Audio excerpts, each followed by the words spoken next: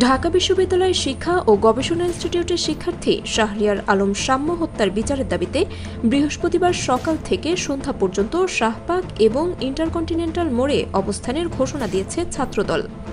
বুধবার সাম্য হত্যার ঘটনায় প্রক্টরের পদত্যাগের দাবিতে প্রক্টর অফিসের সামনে অবস্থান কর্মসূচি পালন করেছে ছাত্রদলের একদল শিক্ষার্থী। এদিকে সাম্য হত্যার ঘটনায় আরও ৩ জনকে গ্রেফতার করা হয়েছে।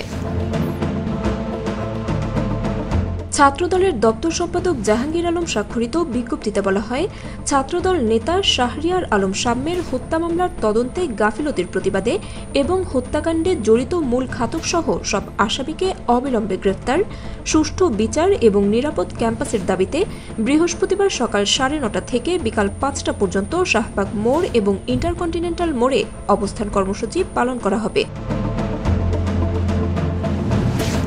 এদিকে ক্যাম্পাসে 9 মাসে 2 খুন ও শিক্ষার্থীদের নিরাপত্তা নিশ্চিতে ব্যবস্থার দায় স্বীকার করে উপাচার্য এবং প্রক্টরের পদত্যাগের দাবিতে অবস্থান কর্মসূচি পালন করেছে সন্ত্রাসবিরোধী শিক্ষার্থীবৃন্দ ব্যানারে ছাত্রদল এবং বামপন্থী সংগঠনের নেতাকর্মীরা।